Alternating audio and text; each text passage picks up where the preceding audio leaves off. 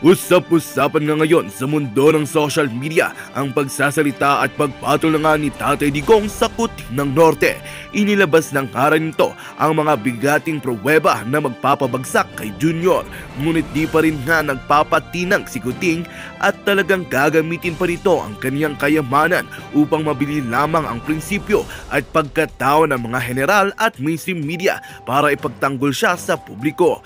Ngunit mulat na nga ang masang Pilipino at hindi na naniniwala pa sa mga mabubulaklaking salita ng Pangulo at kahit ano pang ang gawin na pagmamalinis sa kanya ng mainstream media ay hindi na nila ito mabubudol pa dahil wala nang araw ang tiwala ng taong bayan magmula pa lamang nang pumutok ang balitang pangungurakot ng Kuting at ni Liza Smag sa mga pinaghirapan na buwis ng bawat Pilipino.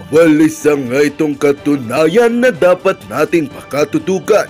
Ngunit bagong lahat, siguraduhin mag-subscribe at i-hit ang notification bell para sa patuloy na pagtutok sa mga sulyap ng bagong balita sa boses ng masa.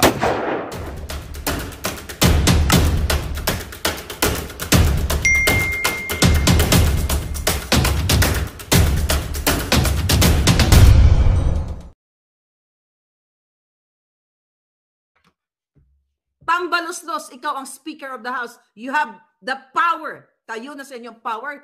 You open an investigation in aid of legislation na sinasabi ninyo. Ipatawag nyo. Mag-imbestiga kayo. At pigain nyo kami. Sino ang may hawak ng pulburon? Para mas maganda, i-flash dyan sa loob ng Congress. Mas maganda yon. Dokumentado. Papapanood tayo lahat ng mga tanyag na mga leaders sa buong mundo, hindi lang sa vlogger. Pigain nyo at panagutin nyo kung nagsisinungaling kami. Okay? Pwede naman ako sa, yes, mag-Senate hearing tapos mag-Zoom ka, Maharlika. Yes, pwede naman yun. Pwede naman kahit sa Diyos ko, pwede naman tayo mag-Zoom. You open an investigation kung meron ba na pulburon video, i-drag natin lahat. Baka maloka kayo. Do you think ilalabas na lang ng ganon-ganon? Yan. Sabi, total nanonood kayo Congress eh. Di ba kung gusto nyong malinis si Marcos Jr. na siya ay hindi nagpupulburon ever sa buhay niya, ipatawag nyo kaming lahat. I'm willing to testify here sa screen ko. Pigain nyo ako. Pigain nyo ako ng bonggang-bongga. Maharlika, saan nag-ugat? Ito, sino ang nagsabi sa'yo? Ano nangyari? Dadadadada. Tapos isama nyo na rin si Lisa, yung aking expose na si Lisa ay nakipag-meeting sa Okada. Isama nyo yung sa Okada na nakipag-meeting sa bribery at pangungutong, pangangamkam sa business ng Okada. Ipatawag nyo. Nasa social media na tayo ngayon. Mag-hearing-hearing na tayo. Hearing is the key, sabi na siyan, di ba? Para dokumentado tayo mailagay sa history ng Pilipinas. At doon nyo ako ngayon kuyugin na si Maharlika, ngayon ko ako'y nagkamali. Okay? Doon nyo makikita. Doon sa mga statement ko na sinabi mismo ni Amy Marcos, na ang sister-in-law niya kung bumili ba ng pulburon kay Pebbles sa Lakera, ipatawag nyo kaming lahat na nagkikriticize sa inyo. Huwag yung papatayin ninyo yung Facebook account namin. Yan ang tama. Gusto nyo kaming patahimikin. 2 Facebook account ko, page ko, binagsak ninyo. So kung gusto nyo akong kuyugin ng bonggang-bongga, nagigil kayo gusto nyo ako ipagurgur, di ba? I challenge you, Congress and Senate, open an investigation about sa sinasabi ni Maharlika na pulburon video. So, ang buong mundo ay makikinig, mag-tune in. Hindi natin ipapalabas sa Maharlika, sa Boljak TV o sa amang Facebook, sa Congress natin, para mag-viral naman kayo. Di ba? Para mag-viral kayo. How about the statement of Jason sa ano ba yung palangga? May sinabi ba? Lahat ipatawag na. Bakit ni isa sa kanila? Bakit piniga nyo si Ka Eric at si Loren kung sino ang kanyang source, sino ang kanilang sources doon sa 1.8 billion? Pigain nyo kami. Ako gustong-gusto ko mapiga ako eh. Pigain nyo ako. Kung saan nagsimula ang Pulburon video. Dali, come on, bring it on. You have the power. Nagsasaya kayo? Dahil sinabi ni Duterte, na wala yan. Lisa. Diba? Ang sister-in-law mo mismo ang nagsabi na nagpapabili ka ng pulburo, nagtatanong, wala kaming kinalaman. Diba? Simple as that. If this is damning, mga palangga, sa tangin ang reputasyon ni Kuting. Kung ito ay nakakasira, which is talaga naman, hindi lang nakakasira to kay Kuting. Nakakasira sa buong sambayan ng Pilipino, nakakasira sa ekonomiya, nakakasira sa seguridad, nakakasira sa bawat kinabukasan ng Pilipino. Di ba? O, sabi ni Rehoboth Dinaydo si Amy, kaya ano sabi?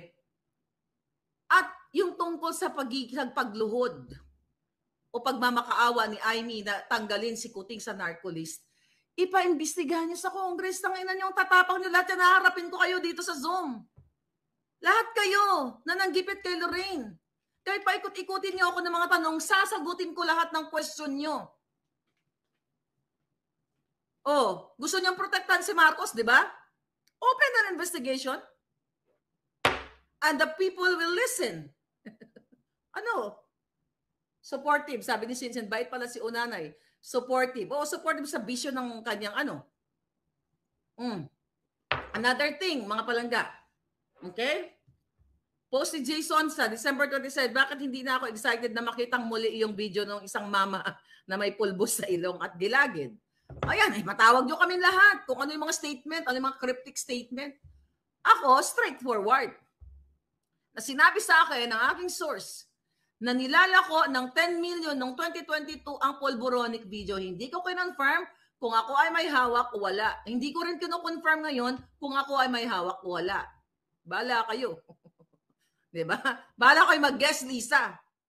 Pero alam, tapos ipatawag nyo rin si Nikki Cosating.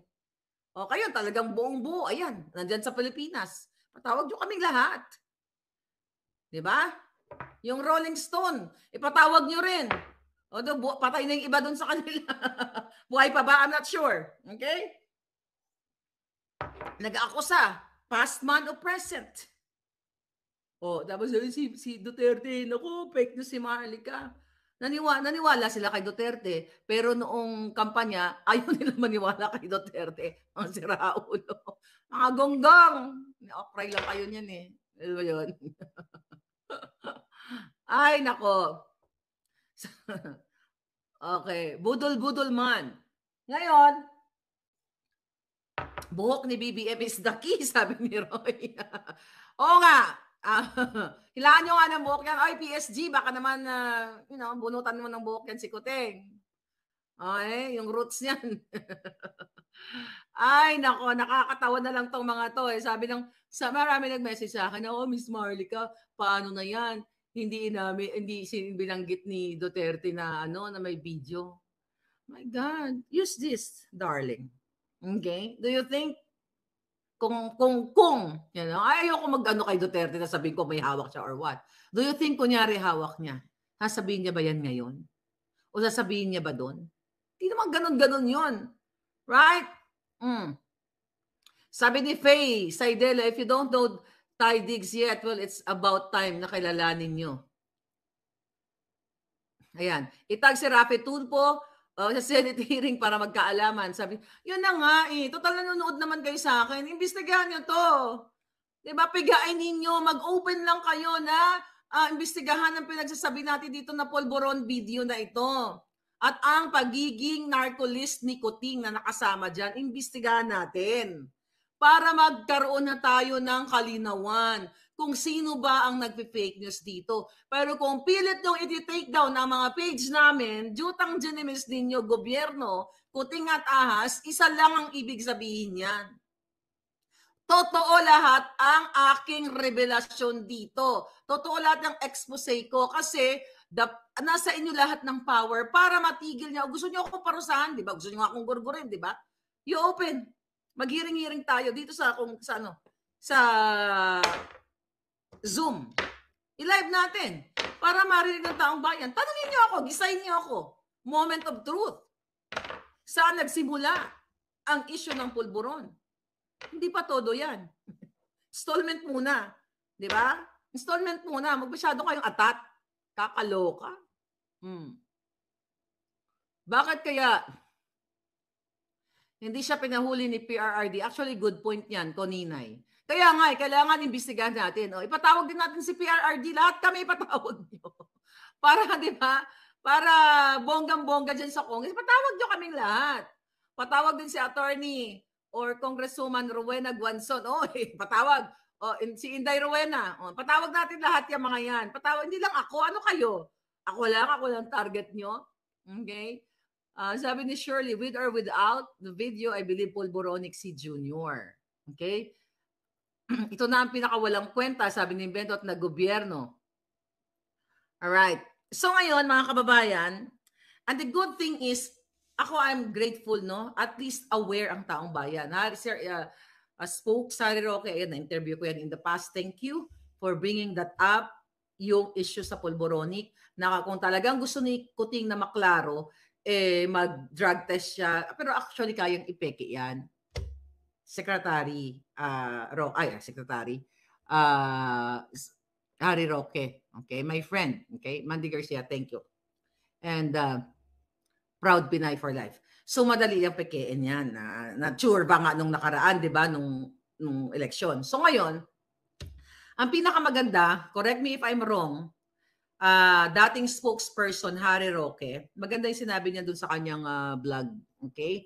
Na kailangan sagutin ang akusasyon. Itong akusasyon na ito, at stake ang buhay ng Pilipino. This is not really accusation. This is a revelation. Coming from my sources. Baka magulat ka, Lisa. Yung mga taong sumisip-sip dyan ngayon sa likod mo, idadrag ko silang lahat. Okay? Yung mga taong kinabangga ako at kung ano-ano ang mga chinichika dyan ngayon sa likod mo, bibit-bitin ko kayo lahat sa Congress at sa Senate.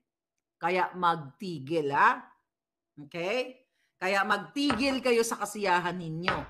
Kung gusto nyong sumaya, open an investigation, as simple as that. Nag-open nga kayo dun sa 1.8 billion na allegedly ni Eric at saka ni Ka Eric. Ito, Coca-Cola, Pulboron, ayaw nyo mag-open. So pag hindi nyo ginawa yan, ibig sabihin, takot kayong ma-expose ang Pulboron video. So yun yung challenge ko sa inyo. Right, Miss Delia Cornejo Bencio? Thank you palangga. Sabi niya dyan, puro kayo video, nasa akin ang video, tawagan niyo ako 1 billion. Mataas ang presyo palangga. Right? The game is on, sabi ni Meg Pinay. Wala na akong tiwala sa mga politiko. Relax lang tayo, tuloy-tuloy lang ang support kay Maharlika. Thank you palangga. Solid Maharlika ako, Donnie Quesada, Sarah G. Marine, thank you. So, actually, gigil na gigil talaga ang Malacanang. O ano, Lisa, lalaklak ka na naman ng Pulboron. At ipatawag nyo rin ako. O pag-usapan na natin tungkol kay Kuting. Okay? Namuntik na siyang mategi. Dahil sa kanyang muscle spasm, nataranta ka, Lisa, sa Malacanang. Diba? Ipatawag natin yan kung saan nanggagaling yung mga yan.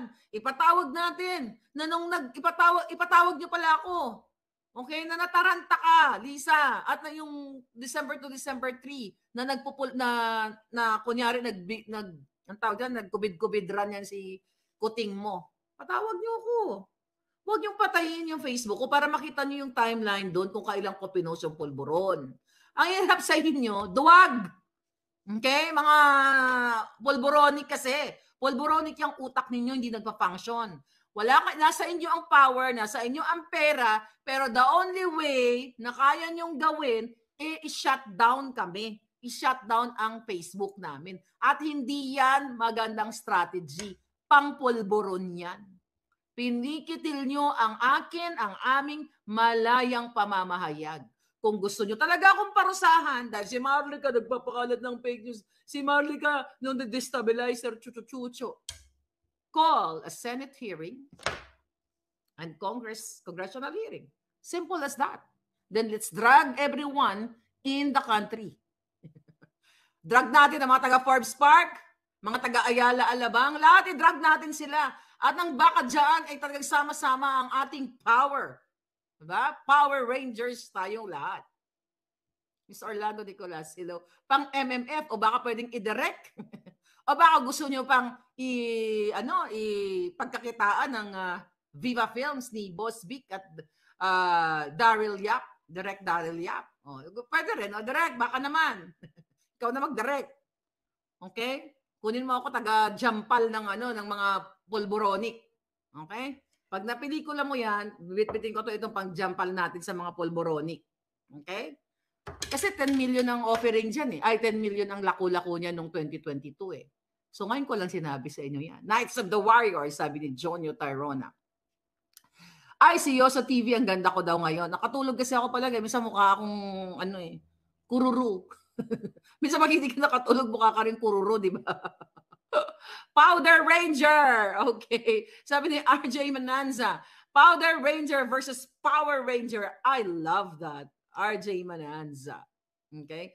Pulburon the movie, direct. Oy, sabi ni Yaki. Oy, direct, ayan na, may project ka na. Pulburon the movie. At ilagay na natin sa bokabularyo yung gurgur at saka pulburon. Sana all may kapangyarihan. So ngayon, huwag kayo masyado magdiwang. Wala nang alam si PRD sa news about the wala. Anong kuro-kuro? Wala lang. Mga words ko pa lang kung saan-saan galing. Kuro-kuro. Yung parang si Lisa, parang kordoroy. Yung muka, kuro-kuro. Yung parang haggard lang, yung mga datingan. #challenge yan, madam. Hearing is the key. Sabi ni ASEAN. Yeah, hearing is the key. Siyempre sa Senado yan ipapalabas ang video kasi pag ngayon wala na silang alas. Polboron. Ano yan? Polboron ang pagtawanan kayo sa USA, Polboron. Gusto nilang magkatawa-tawa ang Pilipinas eh. 'Di ba? Para naman maging lalo natin panindigan yung pagiging proud Pinoy natin. Alright? Sino? Oh, Go Mother Dragon, sabi ni EB. Baka sagutin tayo, Polboron, nasa red ribbon. Ay, nako, nakakaloka. Okay? Bingo na! Sino kaya kumuha ng video? So, yeah, this person, marami pala, hindi lang person. Ito mga personalities na ito, parang kailangan natin sila protektahan. Baka gurgurin to. At kapag ginurgur yung mga personality na yan, I know them, mga taong ito. Kilala ko sila. Kilala nyo rin sila. Okay? So, kaya nga, ganito lang ang mangyayari dyan eh. Diba? Sinabi ko sa inyo na kinukumbinsi ni Amy Marcos yung kanyang kapatid na si Kuting na mag-step down na dahil sa ginagawa ni Lisa nila sa panghahalay sa ating kaban ng bayan. In terms of pulburon, in terms of ito pa, Lisa, jutang ginemis ka. Ito mainit-init na balita. Pinapakuha ko lang yung mga pangalan ng kamag-anak niya na inilagay ni Lisa Marcos sa plantilla position sa iba't ibang ahensya ng gobyerno na hindi nagtatrabaho pero sumusweldo. Yan po ang nangyayari ngayon. Kaya isa yan sa kinakausap ni Amy Marcos ang kanyang kapatid na mag-step down na dahil nakikita rin ni Amy Marcos ang ginagawa ni Martin Araneta at ni Lisa at ang nila Tambaluslos na nagbinababoy nila ang gobyerno. And I hope, I don't know, ano bang latest kay Amy ngayon? Imagine nyo mga kababayan, ang mga kamag-anak ni Marie Luis Cacho Araneta Marcos ay inilalagay ang mga pangalan sa payroll ng iba't ibang ahensya. Okay? Para pasweldohin ninyo, nating lahat na hindi naman nagtatrabaho. Tumatanggap lang ng pera. This is more than pulburon issue. Lahat ng ginagawa ni Lisa Ahas Marcos ay pangbababoy sa bayan natin. Mainit-init yan na balita palangga. Galing sa puting ahas ko. Okay. Basahin ko lang. Okay.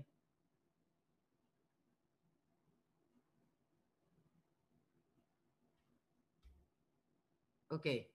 Maharlika. Ito, breaking.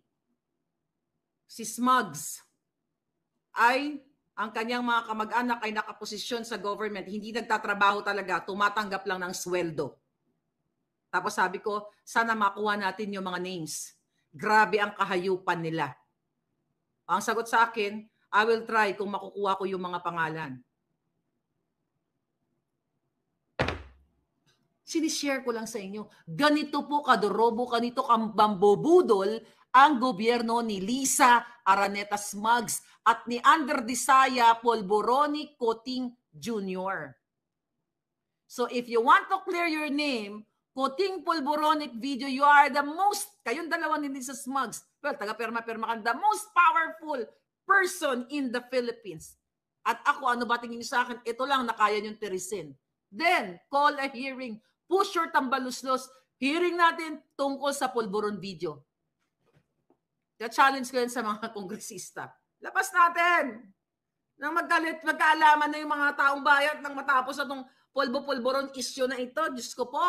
My goodness. Imagine ninyo, ano expect natin sa Congress, mga palangga? Okay? Ano ang expect natin sa mga ito? Dahil kagabi, ano ang sinabi ko sa inyo? Na binibigyan ni Tambaluslos. Saan na yun? Diba?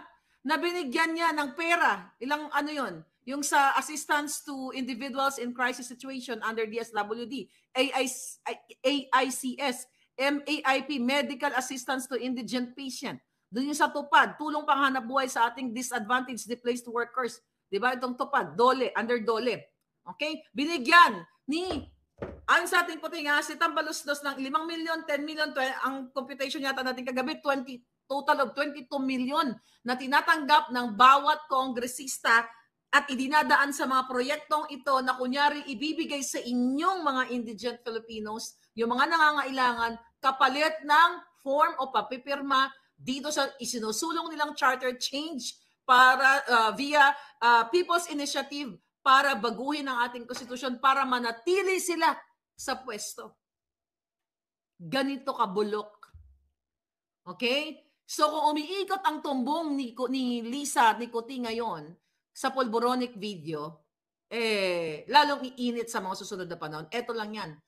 Ferdinand Marcos Jr., aka Coting ng Norte, kung ayaw mo madrag ka sa Congress para mapatunayan mo, right there and then magtitest tayo. Hindi pwede yung sabit-sabit ng form. We will get doctors. Okay, kung pwede mag-import tayo ng mga Amerikanong doktor. Okay? Kung pwede, para walang bias. Kasi ang pwede nyong bayaran lahat, doktor, pwede nyong bayaran lahat. Yung private na walang, walang kinalaman sa inyo. At mag-drug test ka sa harap sa Congress from, pakita natin sa taong bayan kung malinis ka. Kaya kung hindi ka pulboronic. The only way para mapasinungalingan si Maharlika, si Duterte, si Nicky Cosseteng, at ang iba pa na mga general na mga matitikas at matitigas na nakapanood na. Okay? Nitong Polboronic video na yun. The only way para ma-save mo yung asmo Coting ninyo. Buksan, papuntahin si Coting, si Lisa, sama na lahat na yan, at kumuha tayo ng doktor na magte-test sa'yo. At kapag ako'y mali, okay, sa mga sinasabi ko at ang mga taong magiging involved sa hearing na ito, parusahan nyo kami ng ayon na ayon sa batas. Ay, my God. Ano kinatatakot nyo? Ano hindi kinatatakot nyo sa katutuhan? Kayo nasa panig kayo ng katotohanan. Ganito lang yan, mga palangga. Kung ito'y lahat kasinungalingan, matagal na ako nakulong. Okay? Matagal na ako nakulong kung totoong sinungaling ang pinagsasabi natin dito. Pero hindi ako magpapakulong sa panggigipit lang na katulad na ginagawa ni Lisa na mag-iimbento ng address at gagamit ng mga tao para kasuhan ako ng tanim-tanim kalokohang mga kaso. Okay? So gusto nyo, harap-harapan tayo, I-test natin si Kuting sa harap ng Congress. Total, you spend what? 8 hours, 12 hours during the budget deliberation? Kasi excited kayo lahat sa budget. Let's spend 12 hours o 24 hours. Ipakita sa taong bayan. Check up na natin. I-test natin ang ulo yung putotoy ni Kuting. Unang-una test natin yung putotoy niya kung may balls ba siya o wala. Number 1 yon. Kasi under desire. Tignan natin, timbangin natin yung betlog niya. Di ba? Pag-drug test si Hello Kitty at gamitin ng lahat ng available specimen like scalp hair, chest hair, underarm, leg hair. Kasama, okay. Yeah, sabi ni Lolitsi, oo nga palangga, ang mga clippings undergrad dapat ang testing. Underguard, yeah. Yun nga. Oh, para doon, pwede nyo na akong request, ikulong niyang Marlica na yan. Ikulong. Na kanino ang burden of proof? Wala po sa akin. Nasa inaakusahan. Hindi man tayo abogado dito, pero nasa inaakusahan ang burden of proof. Show the result to the public. Diyan natin ilabas sa Congress kung ikaw ba ay zero or drug-free or pulboronic-free. Then with that, okay, kung mali ako, di parusahan. Pero kung makita ng taong bayan, jutang na bawat dulo ng lahi mo, Kuting, ilalagay namin sa history ng pulburon. Oh, well, in fairness, sorry. I will take it back. Hindi naman lahat ng kamag-anak, na nagpupulburon. Sorry for that. Okay? Lahat ng pulboronic na lang na kamag-anak mo. Kasi hindi naman lahat ng magkakamag-anak nagpupulburon. Hindi porket nagpulburon si Kuting, 'di ba? Lahat pinsan, anak, apo, hindi naman ganon later on, 'di ba? So yun lang naman ang natin. Ang hamon dito. Hindi ako maka-comment. Okay, sabi ni The Apricot, ewan ko pa lang inaano ba tayo? Hello Kitty, pag-drug test ka na kasama si Habas. Sino si Habas? Okay, nawala yata ako. Magpa-drug test ka BBM. I-hashtag nyo. Paano ba hashtag natin? Magpa-drug test ka BBM. Then, Senate hearing. Pulboronic hearing. Yan, pulboronic hearing. Now na. Whatever, anong hashtag natin. Ito na sa akin. Para matapos na itong pulburon na to. Nagsimula ito kay Pangulong Duterte about the pulburon issue. Tapusin mo, Kuting. Ipakita mo sa taong bayan ang iyong test na honest yan, hindi yung papel-papel lang. Kayang doktorin yan. Kayang tutukan ang sentido ng doktor para pirmahan na ikaw ay pulboronic.